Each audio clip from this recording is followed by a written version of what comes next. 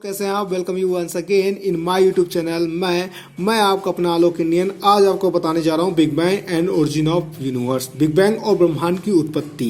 It means that इस video series में हम क्या सीखेंगे कि हमारे ब्रह्मांड की उत्पत्ति कैसे हुई है। ठीक है, कहने का मतलब ब्रह्मांड की उत्पत्ति ही रिलेटेड है हमारे पृथ्वी की उत्पत्ति से। मतलब पृथ्वी की उत्पत्ति को अगर हमें समझना है तो हमें ब्रह्मांड की उत्पत्ति को समझना पड़ेगा। ठीक है, तो इसलिए सबसे ऑथेंटिक थ्योरी बिग बैंग के माध्यम से हम सीखने जा रहे हैं कि कैसे हमारे ब्रह्मांड की उत्पत्ति हुई है, और फिर हम फर्दर सीखेंगे क्या कि हमारे पृथ्वी की उत्पत्ति कैसे हुई है। पिछले वीडियो सीरीज में जिसमें आप ओरिजिन ऑफ अर्थ का देख रहे थे, उसमें आपने क्या देखा कि डिफरेंट स्कॉलर्स ने अपने हाइपोथेसिस के माध्यम से ये समझाने का प्रयास किया कि हमारे पृथ्वी की उत्पत्ति कैसे हुई और उसके क्या क्या कैरेक्टरिस्टिक हैं। ठीक है, लेकिन उन सभी में कुछ न कुछ ड्रॉबैक थे, कुछ न कुछ कमियां थी। उन कमियों को दूर करते हुए बिग बैंग जो आज के सबसे ज़्यादा एक्सेप्टेड थ्योरी मानी जाती है, उसके माध्यम से हम पृथ्वी की उत्पत्ति को समझेंगे। ठीक है, तो सबसे पहले हम समझने का प्रयास करते हैं ब्रह्मांड क्या है, व्हाट इज द यूनिवर्स। ठीक है, तो यूनिवर्स क्या है कि यूनिवर्स का कोई भी निश्चित परिभाषा नहीं हो सकता। क्यों नहीं? क्योंकि ब्रह्मांड की कोई निश्चित सीमा ही नहीं है। जब किसी चीज़ की निश्चित सीमा ही नहीं है, मतलब सर्टेन बाउंड्री ही नहीं है, तो उसकी सर्टेन डिफिनेशन आप कैसे दे सकते हैं। आज भी बिग बैंग थ्योरी जो सबसे एक्सेप्टेड थ्योरी है about the origin of universe, वो भी ये मानता है कि हमारा जो ब्रह्मांड है वो आज क्या कर रहा है, एक्सपेंड कर रहा है या फैल रहा है। ठीक है, तो ऐसे में जब उसकी निश्चित सीमा नहीं है तो आप उसकी कोई निश्चित परिभाषा नहीं दे सकते हैं। ठीक है, लेकिन अब सबसे बड़ा क्वेश्चन ये है हमारे सामने कि क्या हम आरंभ से ही जानते थे कि हमारे ब्रह्मांड इतना बड़ा है, इसमें असंख्य आकाशगंगा है, या फिर उसमें आकाशगंगाओं में भी अपने आप में एक सोलर सिस्टम या सौर परिवार है होता है। ठीक है, तो हम क्या सारे इमेज क्लियर थे हमें ब्रह्मांड के बारे में? तो बिल्कुल भी नहीं। ठीक है, हम ब्रह्मांड के बारे में धीरे धीरे सीखते गए। तो हम कैसे वो चीज़ को सीखते गए कि हमारा ब्रह्मांड क्या है, कितना बड़ा है, कितना इसका विस्तार है। ठीक है, तो उसका हम एक क्रम शुरू करते हैं, उस क्रम से ही चलेंगे हम, कैसे हम ब्रह्मांड के बारे में जान पाएँ। ठीक है, ताकि आपके दिमाग में भी एक क्लियरिटी रहे, एक इमेज बने, एक पिक्चर बने, और आपको ये चीज़ें याद रहे। ठीक है, रटने की जरूरत ना पड़े। तो सबसे पहले जो आता है ब्रह्मांड के बारे में, वो आता है जियोसेंट्रिक अवधारणा। ठीक है, मतलब ब्रह्मांड के बारे में जो सबसे पुराना हमारा अवधारणा मिलता है वो जियोसेंट्रिक अवधारणा है।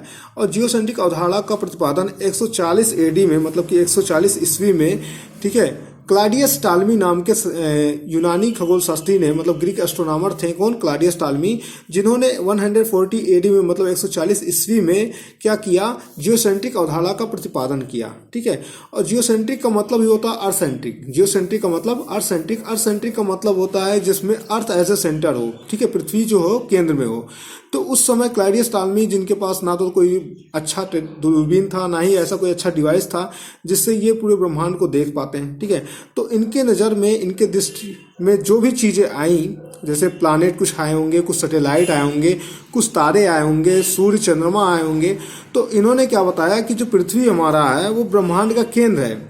ठीक है, बाकी सूर्य चंद्रमा तारे उपग्रह ग्रह ये सब क्या कर रहे हैं, इस पृथ्वी की चक्कर लगा रहे हैं। ठीक है, तो इन्होंने अपने जियोसेंट्रिक थ्योरी में, ठीक है, जियोसेंट्रिक अवधारणा में क्या बताया कि पृथ्वी हमारे ब्रह्मांड का केंद्र, पृथ्वी क्या है, ब्रह्मांड का केंद्र।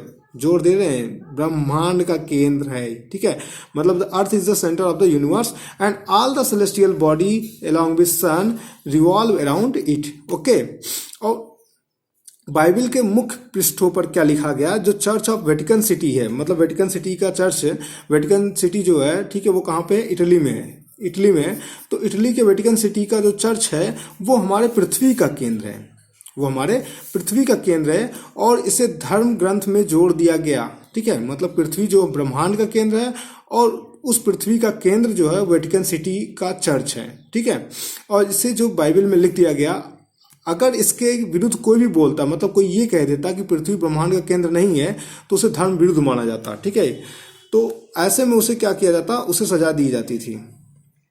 इसी कारण से एक लंबे समय तक किसी ने, भले ही कुछ लोग ये जान पा गए कि हमारा जो सूर्य है वो ब्रह्मांड, हमारे जो सूर्य है वो ऐसे ब्रह्मांड कहना पड़ेगा मुझे यहाँ पे, क्योंकि इनके अनुसार अभी भी ब्रह्मांड हमारा सूर्य चंद्रमा तारे इनसे ही मिलके बना था। ठीक है, तो इनके अनुसार की अगर बात करें तो कुछ लोगों को पहले ही पता चल गया कि जो सूर्य है वो ब्रह्मांड का केंद्र है। ठीक है, लेकिन उन्होंने कभी कुछ कहा नहीं। क्यों? डर के मारे नहीं कहा कि अगर हम ऐसा कह देंगे तो बाइबल में जो लिखा गया है, बाइबल एक धर्म ग्रंथ ही नहीं बल्कि एक कानूनी ग्रंथ भी हुआ करता था।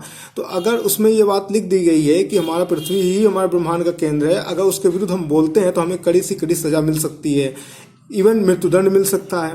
तो किसी ने कभी कुछ नहीं कहा। पहले जनार्दन ब्रूनो ने कहा, उसको जिंदा जला दिया गया।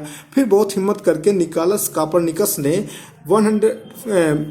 1543 एडी में, ठीक है, 1543 ईस्वी में कोपरनिकस ने, जो कि एक पोलैंड के वैज्ञानिक एवं खगोल शास्त्री थे, मतलब पोलैंड के साइंटिस्ट एंड एस्ट्रोनॉमर थे, इन्होंने अपनी हेलियोसेंट्रिक अवधारणा का प्रतिपादन किया। किसका? हेलियोसेंट्रिक अवधारणा का प्रतिपादन किया। किसने? निकोलस कोपरनिकस ने। कब? 1543 ईस्वी में। कहाँ के थे? पोलैंड के वैज्ञानिक और खगोल शास्त्री थे। तो निकोलस कोपरनिकस ने अपने हेलियोसेंट्रिक अवधारणा में ये चीज बताया, ठीक है। हेलियोसेंट्रिक का मतलब होता है सोलर सेंट्रिक। सोलर सेंट्रिक का मतलब सूर्य ऐसे सेंटर, ठीक है। तो इसका मतलब है कि जो हमारा सूर्य है वो ब्रह्मांड का केंद्र है। अभी ये भी क्या कह रहे हैं? ब्रह्मांड का केंद्र, मतलब सूर्य को ब्रह्मांड का केंद्र बताया इन्होंने। और बताया कि जो सभी पृथ्वी के साथ साथ, ठीक है, पृथ्वी के साथ साथ सारे ग्रह, उपग्रह, तारे इस सूर्य का चक्कर लगाते हैं, ठीक है। तो इन्होंने क्या कहा कि जो हमारा सूर्य है वो हमारे ब्रह्मांड का केंद्र है। उसके चारों तरफ पृथ्वी, ग्रह, उपग्रह, तारे ये सब क्या कर रहे हैं? चक्कर लगा रहे हैं, ठीक है। किसने? निकोलस कोपरनिकस ने, ठीक है। तो अभी तक हमने देखा ठीक है, दो अवधारणाएं देखी। एक जियोसेंट्रिक जिसमें पृथ्वी हमारे ब्रह्मांड का केंद्र है, और दूसरा क्या देखा हमने? दूसरा हमने देखा हेलियोसेंट्रिक, और इसमें क्या है? हमारा सूर्य ब्रह्मांड का केंद्र है।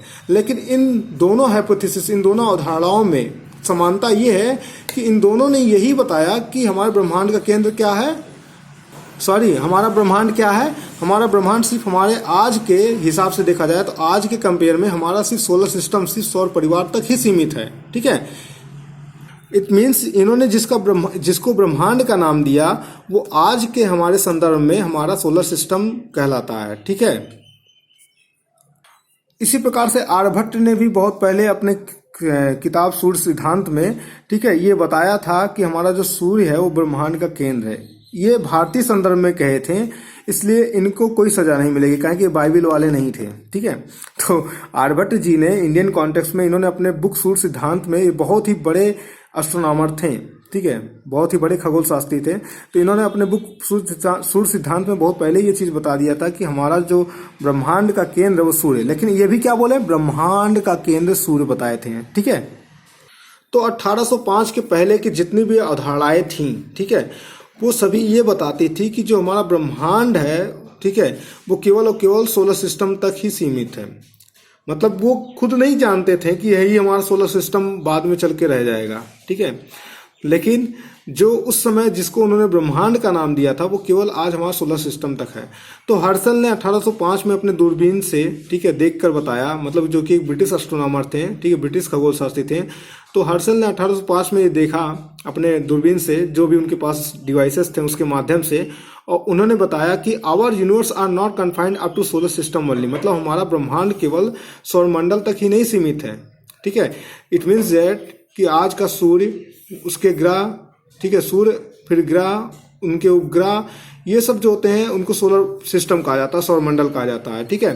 तो इनके जो जियोसेंट्रिक अवधारणा या हेलियोसेंट्रिक अवधारणा है, उनमें अगर तारों की बात को छोड़ दिया जाए तो बाकी जितने भी सेलेस्टियल बॉडी थे वो आज के हमारे सोलर सिस्टम के ही बराबर हैं, ठीक है।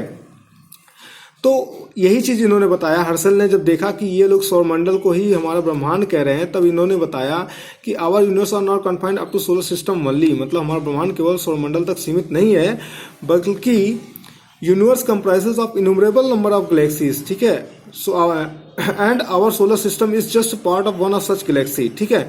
मतलब जो ब्रह्मांड है वो ढेर सारे या असंख्य आकाशगंगाओं से मिलकर बना है, और हमारा सौरमंडल उनमें से एक आकाशगंगा का अंश मात्र है, ठीक है। इट मीन्स दैट कि हमारा जो ब्रह्मांड है उसमें ढेर सारे क्या है? आकाशगंगाएं हैं, ठीक है। और उनमें से एक आकाशगंगा का मात्र अंश हमारा क्या है? मात्र अंश हमारा है सोलर सिस्टम, हमारा सौरमंडल, ठीक है, जिसमें हम हैं। तो अब हमें फिगर क्लियर होता है कि हमारा ब्रह्मांड जो सबसे बड़ा होता है, फिर आकाशगंगा होती हैं, और उन आकाशगंगाओं में सोलर सिस्टम होते हैं, ठीक है। मतलब कि हमारा ब्रह्मांड जो होता है ढेर सारे या असंख्य आकाशगंगाओं से मिलके बना होता है, और एक एक आकाशगंगाओं में ढेर सारे सोलर सिस्टम होते हैं। तो हमारे आकाशगंगा मिल्की वे में अपना सोलर सिस्टम है, ठीक है। आई होप सारा इमेज आपको क्लियर हुआ होगा। तो जब लोगों के सामने ये पूरी चित्र आ गई, पूरी चित्र उभर गई कि हमारे आकाशगंगा की, ठीक है, कि हमारा आकाशगंगा वास्तव में क्या है और ब्रह्मांड क्या है, तो अब लोगों के बीच में अब ये चीज आने लगा कि ये ब्रह्मांड की उत्पत्ति हुई कैसी है, ठीक है, मतलब ब्रह्मांड की उत्पत्ति कैसे हुई है। अब ये सबसे बड़ा क्वेश्चन लोगों के सामने था, ठीक है।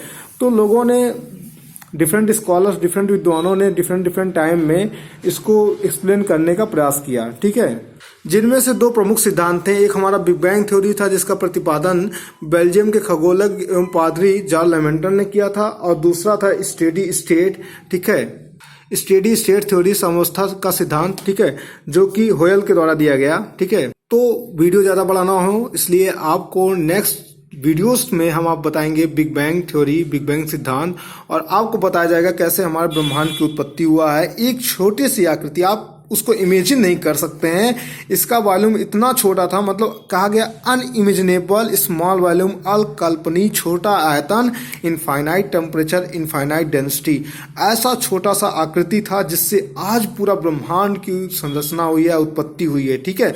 मतलब हमारा अर्थ सोचिए कितना बड़ा है, और हमारा अर्थ के साथ साथ मार्स, जुपिटर, प्लूटो, जिसको हम जान रहे हैं उनकी हम सिर्फ बात कर रहे हैं, और हमारा आकाशगंगा इनसे असंख्य गुना अधिक बड़ा है, ठीक है। तो कहने का मतलब है एक छोटी सी गैस से किस प्रकार से इतने बड़े ब्रह्मांड की संरचना हुई है, कैसे इतने बड़े ब्रह्मांड की उत्पत्ति हुई है, अगले वीडियो के माध्यम से हम सीखेंगे, ठीक है। तो मिलते हैं नेक्स्ट वीडियो में। तो प्लीज अगर आपने मेरे चैनल को सब्सक्राइब नहीं किया है तो प्लीज सब्सक्राइब कर लीजिए, बेल आइकन को प्रेस कर लीजिए, ताकि हमारे अगले वीडियोज का नोटिफिकेशन आप तक पहले पहुंचे और आप एक अच्छे सोर्स के थ्रू अपने स्टडी को आगे बढ़ा सकें। तो please support me, like, share and subscribe, comment करके हमें जरूर बताइएगा हमारा वीडियो आपको कैसा लगा है, और हमारे वीडियो से रिलेटेड अगर आपके दिमाग में या आपके माइंड में कोई भी क्वेश्चन आता है तो। Thank you for watching, meet you again, bye.